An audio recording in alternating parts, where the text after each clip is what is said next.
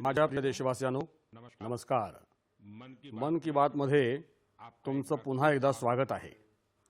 नोव्हेंबरचा महिना अनेक प्रेरणा घेऊन आला आहे। काही दिवसांपूर्वीच 26 नोव्हेंबर रोजी संविधान दिनानिमित्त सेंट्रल हॉलमध्ये एक विशेष कार्यक्रम पार पडला। वंदे मातरमला 150 वर्ष पूर्ण झाल्यानिमित्त देशभर होणाऱ्या कार्यक्रमांची दणक्यात सुरुवात झाली। 25 नोव्हेंबरला अयोध्येतील राम मंदिराच्या कळसावर धर्मध्वजाचं आरोहण झालं। याच दिवशी ज्योतिसर येथे पांचजन्य स्मारकाचं लोकार्पण झालं। मित्रांनो, काही दिवसांपूर्वीच मी हैदराबादमध्ये जगातील सर्वात मोठ्या लीप इंजिन MRO या विमान सुविधा केंद्राचं उद्घाटन केलं आहे। विमानांची देखभाल, दुरुस्ती आणि ओव्हरहॉल म्हणजे संपूर्ण तपासणी या क्षेत्रात भारतानं हे खूप मोठं पाऊल उचललं आहे। गेल्या आठवड्यात मुंबईतल्या एका कार्यक्रमादरम्यान INS माहे या युद्धनौकेचा भारतीय नौदलात समावेश झाला। गेल्याच आठवड्यात भारताच्या अंतराळ परिसंस्थेला स्काय रूट कंपनीच्या इन्फिनिटी कॅम्पस या तांत्रिक संशोधन आणि प्रशिक्षण केंद्राने नवी भरारी दिली आहे। हे सर्व भारताच्या नव्या विचारांचं, नवनिर्मितीचं आणि युवा शक्तीचं प्रतिबिंब बनलं आहे। मित्रांनो, कृषी क्षेत्रातही देशानं मोठी कामगिरी बजावली आहे। भारतानं 357 मिलियन टन खाद्यान्न उत्पादनासह एक ऐतिहासिक विक्रम प्रस्थापित केला आहे। 357 मिलियन टन्स। 10 वर्षांपूर्वीच्या तुलनेत भारताचं खाद्यान्न उत्पादन 100 मिलियन टन वाढलंय। क्रीडा जगतातही भारताचा दबदबा कायम आहे। काही दिवसांपूर्वीच भारताला कॉमनवेल्थ राष्ट्रकुल क्रीडा स्पर्धांचं यजमानपद मिळाल्याची घोषणा झाली। या यशदायक घडामोडी देशात घडल्या आहेत, देशवासियांच्या आहेत आणि मन की बात हे देशातल्या लोकांच्या अशा कामगिऱ्या, लोकांचे सामूहिक प्रयत्न यांना सामान्य जनतेसमोर आणणारं एक उत्कृष्ट व्यासपीठ आहे। मित्रांनो, जर मनात जिद्द असेल, सामूहिक शक्तीच्या बळावर एका संघाप्रमाणे काम करण्यावर विश्वास असेल, पडल्यानंतरही परत उठून उभे राहण्याचं धैर्य असेल, तर कठीणातल्या कठीण कामातही यश नक्कीच मिळतं।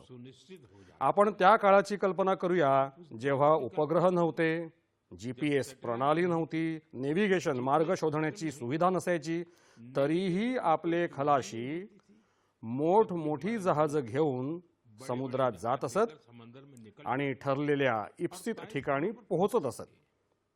आता समुद्राव्यतिरिक्त जगातले देश अंतराळाचीही अनंत उंची मोजत आहेत। तिथेही आव्हान तेच आहे, ना GPS प्रणाली आहे, ना संवादाची तशी अव्यवस्था। मग आपण पुढे कसे जाणार? मित्रांनो, काही दिवसांपूर्वी समाज माध्यमावर एका चित्रफितीनं माझं लक्ष वेधून घेतलं। ही चित्रफीत भारतीय अंतराळ संशोधन संस्था इस्रोच्या एका अनोख्या ड्रोन स्पर्धेची होती। या चित्रफितीमध्ये आपल्या देशातील युवा आणि विशेष करून आपल्या जेन झी पिढीचे तरुण मंगळ ग्रहासारख्या निर्माण केलेल्या परिस्थितीत ड्रोन उडवण्याचा प्रयत्न करत होते। ड्रोन उडत होते, काही क्षण तोल राखत होते आणि अचानक जमिनीवर कोसळत होते। तुम्हाला माहिती आहे का? कारण इथे जे ड्रोन उडवले जात होते त्यांना GPSचं कोणतंही पाठबळ नव्हतं। मंगळ ग्रहावर GPS शक्य नाही, त्यामुळे ड्रोनला कोणताही बाह्य संकेत किंवा मार्गदर्शन मिळू शकत नाही। ड्रोनला स्वतःच्या कॅमेऱ्याच्या आणि अंतर्भूत सॉफ्टवेअरच्या मदतीनं उड्डाण करायचं होतं। त्या लहानग्या ड्रोनला जमिनीचा पोत ओळखायचा होता, उंची मोजायची होती, अडचणी समजून घ्यायच्या होत्या आणि आपणच सुरक्षितपणे उतरण्याचा मार्ग देखील शोधायचा होता। त्यामुळे ड्रोन एकामागून एक कोसळत होते।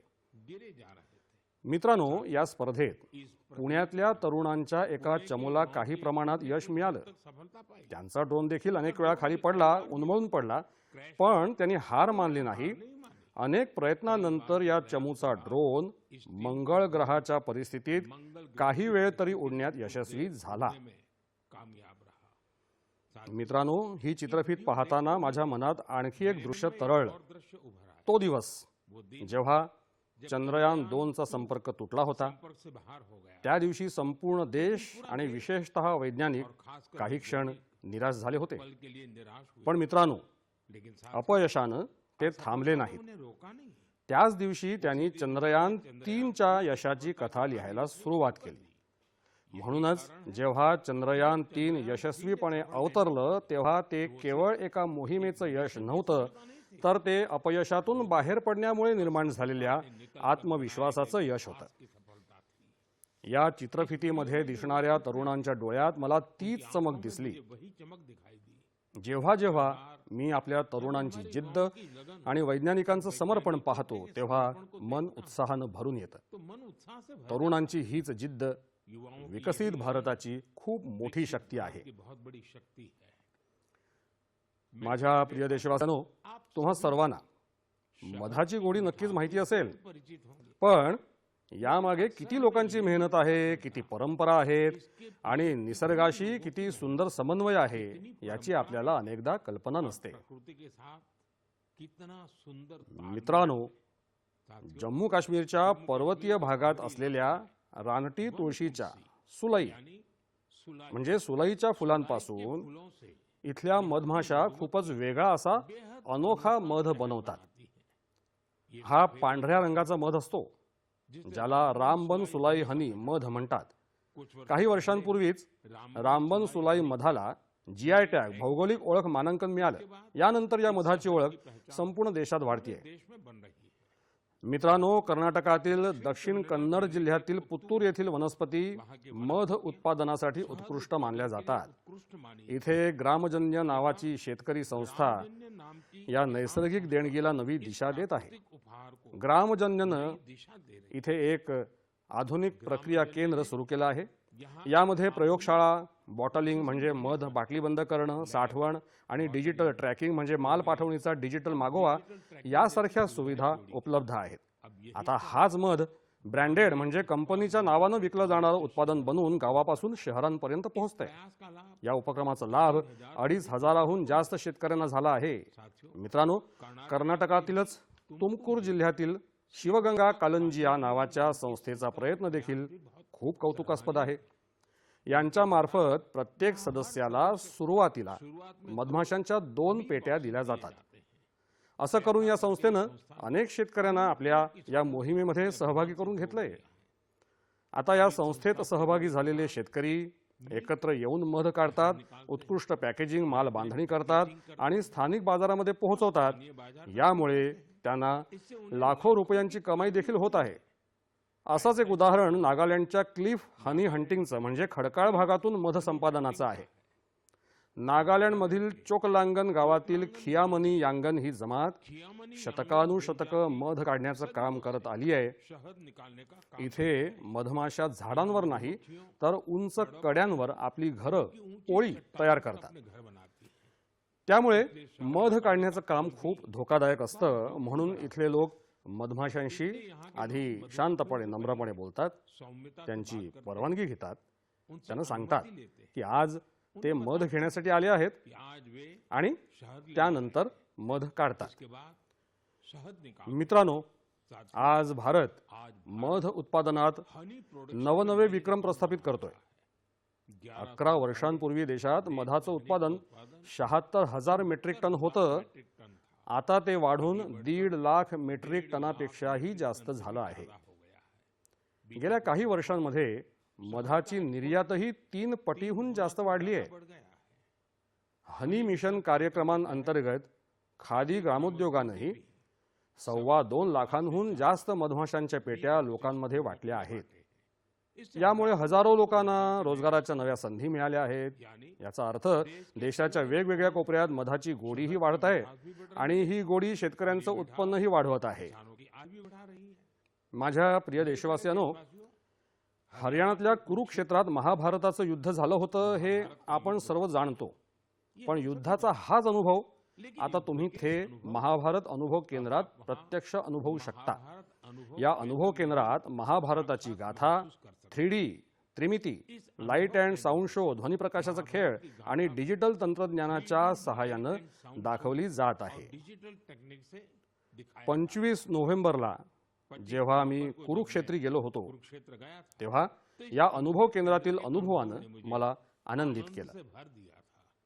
मित्रांनो, कुरुक्षेत्रातील ब्रह्मसरोवरावर आयोजित आंतरराष्ट्रीय गीता महोत्सवात सहभागी होणं देखील माझ्यासाठी खूप विशेष होतं। जगभरातले लोक कसे गीतेच्या दिव्य ग्रंथातून प्रेरणा घेत आहेत हे पाहून मी खूप प्रभावित झालो। या महोत्सवात युरोप आणि मध्य आशियासह जगातील अनेक देशांमधले लोक सहभागी झाले होते।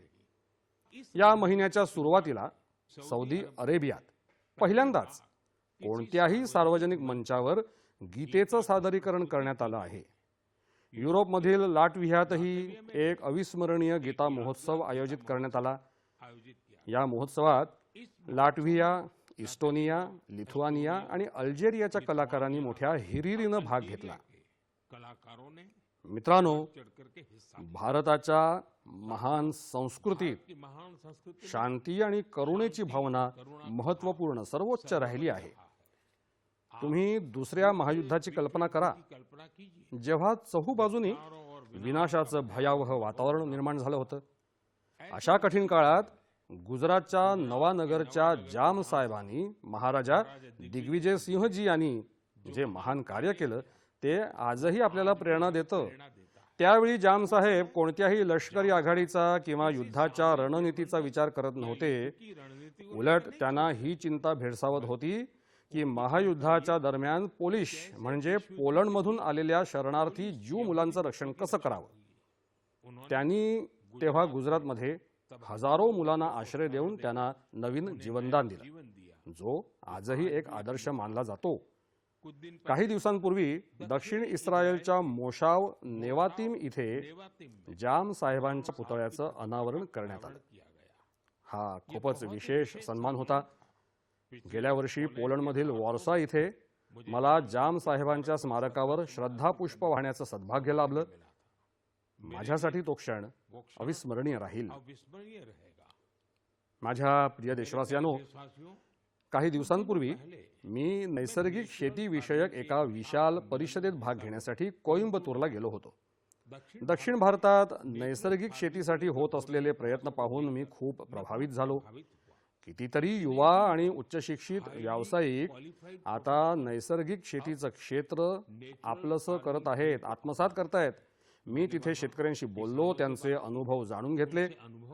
नैसर्गिक शेती ही भारताच्या प्राचीन परंपरांचा भाग राहिली आहे आणि धरणी मातेच्या रक्षणासाठी तिला सातत्यानं प्रोत्साहन देणं हे आपलं सर्वांचं कर्तव्य आहे। मित्रांनो, जगातली सर्वात जुनी भाषा आणि जगातील सर्वात प्राचीन शहरांपैकी एक शहर या दोघांचा संगम नेहमीच अद्भुत असतो। मी बोलतोय काशी तमिळ संगमम बद्दल। 2 डिसेंबर पासून काशीच्या नमो घाटावर चौथा काशी तमिळ संगमम सुरू होत आहे। यावेळच्या काशी तमिळ संगममची संकल्पना खूपच रंजक आहे। लर्न तमिळ, तमिळ करकलम अर्थात तमिळ शिकूया।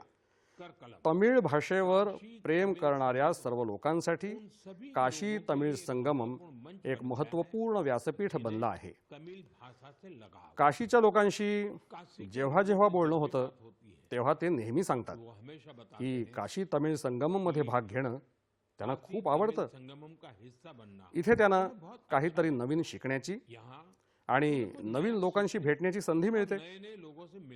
यावेळी देखील काशीवासीय पूर्ण जोश आणि उत्साहानं तामिळनाडूतून येणाऱ्या आपल्या बंधू भगिनींचं स्वागत करायला खूप उत्सुक आहेत।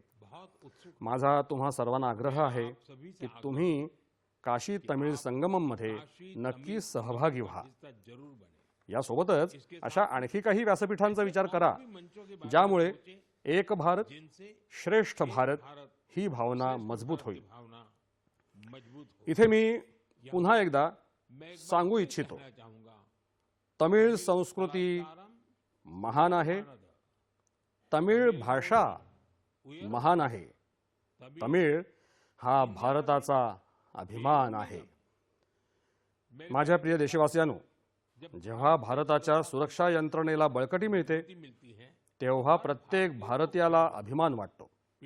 गेल्या आठवड्यात मुंबईत INS माहे ही युद्धनौका भारतीय नौदलाच्या ताफ्यात समाविष्ट झाली. काही जणांनी तिच्या स्वदेशी बनावटीबद्दल बराच गाजावाजा केला, तर पुद्दुचेरी आणि मलबार किनारपट्टीवरील रहिवाशांना तिच्या नावामुळेच खूप आनंद झाला.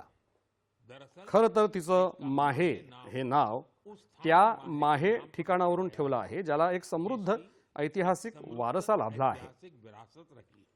केरळ आणि तामिळनाडूतील अनेक लोकांनी या गोष्टीकडे लक्ष वेधलं की या युद्धनौकेचा क्रेस्ट म्हणजे शिखर प्रतीक उरुमी आणि कल्लरी पयट्टू या केरळीय युद्धकलेतील पारंपरिक लवचिक तलवारीसारखं दिसतं. आपलं नौदल खूप वेगानं आत्मनिर्भरतेच्या दिशेनं वाटचाल करत आहे. ही आपल्या सर्वांसाठी खूप अभिमानाची गोष्ट आहे. 4 डिसेंबरला आपण नौदल दिवसही साजरा करणार आहोत. हा दिवस आपल्या नौसैनिकांच्या दुर्दम्य साहस आणि पराक्रमाला मानवंदना देण्याचा विशेष दिवस आहे. मित्रांनो, ज्या लोकांना नौदलाशी निगडीत पर्यटनामध्ये रस आहे त्यांच्यासाठी आपल्या देशामध्ये अनेक पर्यटन स्थळं आहेत जिथे जाऊन त्यांना खूप काही शिकता येईल. देशाच्या पश्चिम किनारपट्टीवर गुजरातच्या सोमनाथ जवळ एक जिल्हा आहे दीव. दीवमध्ये INS खुकरी या युद्धनौकेला समर्पित खुकरी मेमोरियल अँड म्युझियम हे स्मारक संग्रहालय आहे. तर गोव्यात नेव्हल एव्हिगेशन म्युझियम हे नौदलाच्या विमान ताफ्याचं संग्रहालय आहे, जे आशियातील आपलं स्वतःचं असं एक अनोखं संग्रहालय आहे. फोर्ट कोची इथल्या INS द्रोणाचार्यमध्ये इंडियन नेव्हल मेरिटाईम म्युझियम हे भारतीय सागरी वारसा नौदल संग्रहालय आहे. इथे आपल्या देशाचा सागरी इतिहास आणि भारतीय नौदलाचा घडत गेलेला विकास पाहता येतो. श्री विजयापुरम, जे पूर्वी पोर्ट ब्लेअर म्हणून ओळखलं जायचं, तिथे समुद्रिका नेव्हल मरीन म्युझियम हे सागरी नौदल संग्रहालय त्या भागाचा समृद्ध इतिहास समोर मांडण्यासाठी ओळखलं जातं. कारवारच्या रवींद्रनाथ टागोर समुद्र किनाऱ्यावर असलेल्या वॉरशिप म्युझियम युद्धनौका संग्रहालयामध्ये क्षेपणास्त्र आणि शस्त्रास्त्रांच्या प्रतिकृती ठेवण्यात आल्या आहेत. विशाखापट्टणममध्येही भारतीय नौदलाशी संलग्न एक पाणबुडी, हेलिकॉप्टर आणि विमान संग्रहालय आहे. माझा तुम्हा सर्वांना, विशेष करून लष्करी इतिहासात रस असलेल्या लोकांना आग्रह आहे की तुम्ही या संग्रहालयांना भेट देण्यासाठी नक्की जा. माझ्या प्रिय देशवासियांनो, हिवाळा आला आहे आणि त्यासोबतच हिवाळी पर्यटनाचा हंगामही आला आहे. जगातील अनेक देशांनी हिवाळ्यात होणाऱ्या हिवाळी पर्यटनाला आपल्या अर्थव्यवस्थेचा खूप मोठा आधार बनवला आहे. अनेक देशांमध्ये जगातील सर्वात यशस्वी हिवाळी महोत्सव आणि हिवाळी क्रीडा स्पर्धांचे प्रकार विकसित झाले आहेत. या देशांनी स्कीइंग, बर्फावरून घसरणं, स्नोबोर्डिंग, बर्फावर फळीवरून घसरणं, स्नो ट्रेकिंग, बर्फातील पायपीट, आईस क्लाइम्बिंग, बर्फ चढाई आणि फॅमिली स्नो पार्क, कौटुंबिक हिम उद्यान यासारख्या अनुभवांची स्वतःची वैशिष्ट्यपूर्ण ओळख निर्माण केली आहे. त्यांनी त्यांच्या हिवाळी महोत्सवांनाही जागतिक आकर्षणात रूपांतरित केलं आहे. मित्रांनो, आपल्या देशातही हिवाळी पर्यटनाची प्रत्येक क्षमता आहे. आपल्याकडे डोंगर पर्वत देखील आहेत, संस्कृतीही आहे आणि साहसी खेळांच्या अनंत संधी देखील आहेत. मला आनंद आहे की या दिवसात उत्तराखंडचं हिवाळी पर्यटन लोकांना खूप आकर्षित करत आहे. हिवाळ्याच्या हंगामात औली, मनस्यारी, चोपटा आणि डेयारा यासारखी ठिकाणं खूप लोकप्रिय होत आहेत. काही आठवड्यांपूर्वीच पिठोरागड जिल्ह्यात 14,500 फुटाहून अधिक उंचीवर असलेल्या आदी कैलासमध्ये राज्याच्या पहिल्या हाय अल्टिट्यूड अल्ट्रा रन मॅरेथॉन या उंच प्रदेशातील दीर्घ पल्ल्याच्या धाव स्पर्धेचं आयोजन करण्यात आलं होतं. यामध्ये देशभरातील 18 राज्यांमधून 750हून जास्त धावपटूंनी भाग घेतला होता. 60 किलोमीटर लांबीच्या या आदी कैलास परिक्रमा दौडची सुरुवात कडक थंडीत पहाटे 5 वाजता झाली होती. एवढ्या थंडीतही लोकांचा उत्साह पाहण्यासारखा होता. आदी कैलासच्या यात्रेसाठी जिथे 3 वर्षांपूर्वीपर्यंत केवळ 2000हून कमी पर्यटक येत होते, आता ही संख्याही वाढून 30,000हून जास्त झाली आहे. मित्रांनो, काही आठवड्यांमध्येच उत्तराखंडमध्ये हिवाळी क्रीडा स्पर्धांचं आयोजनही होणार आहे. देशभरातील खेळाडू, साहसप्रेमी आणि खेळांशी निगडित लोक या आयोजनाची आतुरतेनं वाट पाहत आहेत. स्कीइंग असो वा स्नोबोर्डिंग, बर्फावर होणाऱ्या अनेक खेळांची तयारी सुरू झाली आहे. उत्तराखंडनं हिवाळी पर्यटनाला चालना देण्यासाठी दळणवळण, संपर्क व्यवस्था आणि पायाभूत सुविधांवरही लक्ष केंद्रित केलं आहे. होमस्टे, घरगुती निवास व्यवस्थेसाठी नवीन धोरणही तयार करण्यात आलंय. मित्रांनो, हिवाळ्यात वेड इन इंडिया, विवाहासाठी परदेशात न जाता भारतातीलच विवाहस्थळ निवड, या मोहिमेची ही वेगळीच धमाल असते. हिवाळ्यातील सोनेरी ऊन असो, पर्वतावरून उतरणारी धुक्याची चादर असो, डेस्टिनेशन वेडिंग, पर्यटन स्थळी विवाहासाठी आता पर्वतही खूप लोकप्रिय होत आहेत. अनेक विवाह सोहळे तर आता खास करून गंगाजीच्या किनाऱ्यावर होत आहेत. मित्रांनो, हिवाळ्याच्या या दिवसांमध्ये हिमालयातील खोरी असा अनुभव देतात जो आयुष्यभर आपल्या सोबत राहतो. जर तुम्ही या हिवाळ्यात कुठे जाण्याचा विचार करत असाल तर हिमालयीन दऱ्याखोऱ्यांचा पर्याय नक्की लक्षात ठेवा. मित्रांनो, काही आठवड्यांपूर्वी मी भूतानला गेलो होतो. अशा दौऱ्यांमध्ये वेगवेगळ्या प्रकारच्या संवादांची आणि चर्चांची संधी मिळते. माझ्या या प्रवासात मी भूतानचे राजे, सध्याच्या राजांचे वडील जे स्वतः देखील पूर्वी राजे राहिलेले आहेत, तिथले पंतप्रधान आणि इतर काही लोकांच्या भेटी घेतल्या. यावेळी प्रत्येकाकडून एक गोष्ट नक्कीच ऐकायला मिळाली. सर्व लोक तिथे बुद्धिस्ट रेलिक्स म्हणजे भगवान बुद्धांचे पवित्र अवशेष पाठवल्याबद्दल भारतवासियांचे आभार मानत होते. जेव्हा जेव्हा मी हे ऐकलं तेव्हा माझा ऊर अभिमानानं भरून आला.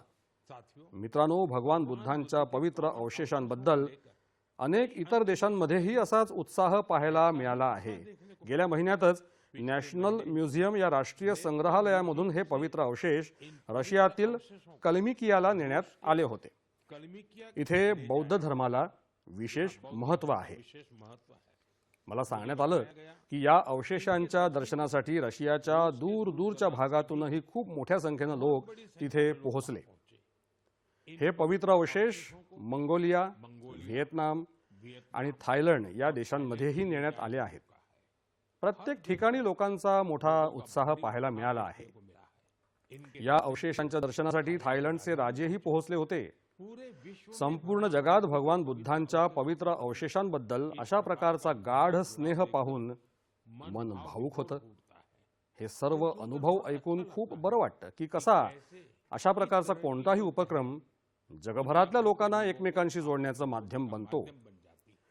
माझ्या प्रिय देशवासियांनो, मी तुम्हा सर्वांना नेहमीच व्होकल फॉर लोकल हा स्थानिक बाबींचा आग्रह धरण्याचा मंत्र अवलंबण्याबाबत सांगत असतो.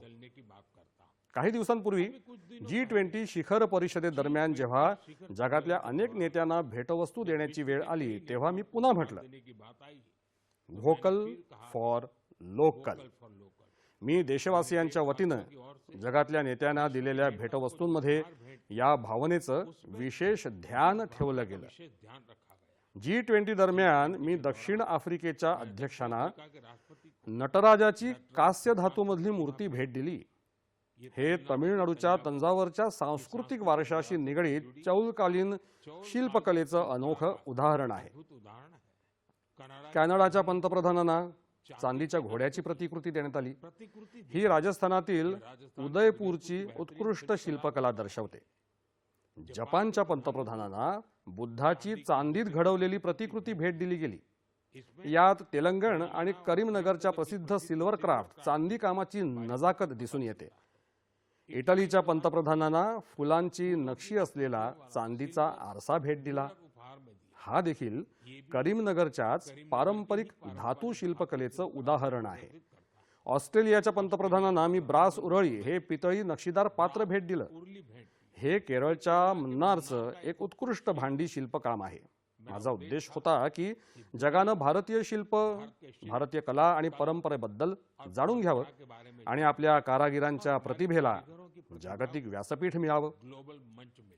मित्रांनो, मला आनंद आहे की व्होकल फॉर लोकलच्या भावनेला देशातील कोट्यवधी लोकांनी आपल्या जीवनाचा भाग बनवला आहे.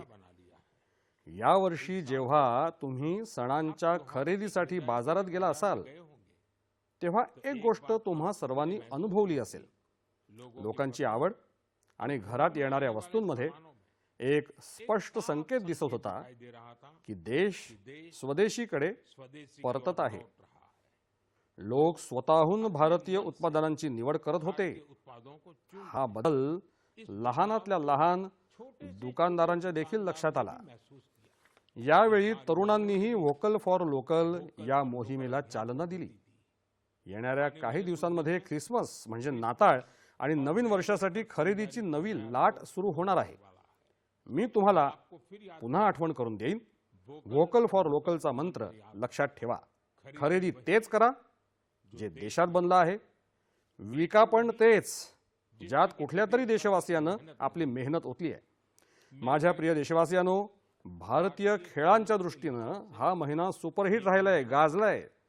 या महिन्याची सुरुवात भारतीय महिला संघानं ICC महिला क्रिकेट विश्वचषक जिंकल्यापासून झाली. पण त्यानंतरही मैदानावरील आणखी जास्त घडामोडी आपल्याला पाहायला मिळाल्या आहेत. काही दिवसांपूर्वी जपानमध्ये टोकियोत डेफ ऑलिम्पिक्स या कर्णबधिरांसाठीच्या ऑलिम्पिक क्रीडा स्पर्धा झाल्या. यात भारतानं आपली आतापर्यंतची सर्वोत्तम कामगिरी करत 20 पदकं जिंकली. आपल्या महिला कबड्डीपटूंनीही कबड्डी विश्वचषक जिंकून इतिहासच रचला आहे. संपूर्ण स्पर्धेत त्यांनी उत्कृष्ट कामगिरी करून प्रत्येक भारतवासियाचं मन जिंकलं आहे. जागतिक मुष्टियुद्ध चषक अंतिम फेरी स्पर्धेतही आपल्या मुष्टियोद्ध्यांनी जबरदस्त कामगिरी करत 20 पदकं जिंकली. मित्रांनो, आणखी एका गोष्टीचा खूप जास्त बोलबाला आहे, तो म्हणजे आपल्या महिला संघानं दृष्टीबाधितांसाठीची विश्वचषक क्रिकेट स्पर्धा जिंकणं. मोठी गोष्ट ही आहे की आपल्या या संघानं एकही सामना न हरता ही स्पर्धा जिंकली. देशवासियांना या संघातल्या प्रत्येक खेळाडूचा खूप अभिमान वाटतो. माझी या संघासोबत पंतप्रधान निवासस्थानी भेट झाली. खरंच या संघाचा आत्मविश्वास, त्यांची धडाडी आपल्याला खूप काही शिकवते. हा विजय आपल्या क्रीडा इतिहासातील सर्वात मोठ्या विजयांपैकी एक आहे आणि तो प्रत्येक भारतीयाला प्रेरित करत राहील. मित्रांनो, हल्ली आपल्या देशात एन्ड्युरन्स स्पोर्ट्स या शारीरिक आणि मानसिक चिकाटीची परीक्षा घेणाऱ्या क्रीडा प्रकारांची एक नवी क्रीडा संस्कृती वेगानं वाढतेय. एन्ड्युरन्स स्पोर्ट्स म्हणजे असे क्रीडा प्रकार ज्यात तुमच्या क्षमतेच्या मर्यादेचा कस लागतो. काही वर्षांपूर्वीपर्यंत मॅरेथॉन आणि बाईकथॉन सारखे सायकल स्पर्धेचे खास प्रकार काही विशेष लोकांपुरतेच मर्यादित होते. पण आता खूप काही बदलले. मला सांगण्यात आलं आहे की देशभर दर महिन्याला 1500हून जास्त एन्ड्युरन्स स्पोर्ट्सचं आयोजन होतं. या क्रीडा प्रकारांमध्ये भाग घेण्यासाठी क्रीडापटू दूर दूरपर्यंत जातात. मित्रांनो, एन्ड्युरन्स स्पोर्ट्सचंच एक उदाहरण आहे आयर्न मॅन ट्रायथलॉन. तुम्ही कल्पना करा, जर तुम्हाला हे सांगितलं गेलं की तुमच्याकडे एक दिवसापेक्षाही कमी वेळ आहे आणि तुम्हाला तेवढ्याच अवधीत ही 3 काम करायची आहेत. समुद्रात 4 किलोमीटर पर्यंत पोहणं, 180 किलोमीटर सायकल चालवणं आणि जवळपास 42 किलोमीटरची मॅरेथॉन धावणं. तर तुम्हाला वाटेल ही कसं काय शक्य आहे. पण पोलादी आत्मविश्वास बाळगणारे लोक हे कामही यशस्वीपणे पूर्ण करून दाखवतात. म्हणूनच याला आयर्न मॅन ट्रायथलॉन असं म्हणतात. गोव्यात नुकतंच असंच एक आयोजन करण्यात आलं. हल्ली अशा प्रकारच्या आयोजनांमध्येही लोक मोठ्या उत्साहानं सहभागी होत आहेत. अशा अनेक इतर स्पर्धा देखील आहेत ज्या आपल्या युवा मित्रांमध्ये खूप लोकप्रिय ठरत आहेत. हल्ली अनेक लोक fit India Sundays on cycle या तंदुरुस्त भारत, रविवारची सायकल स्वारी यासारख्या उपक्रमांमध्ये भाग घेण्यासाठी एकत्र येत आहेत। या सर्व तंदुरुस्तीला प्रोत्साहन देणाऱ्या बाबी आहेत।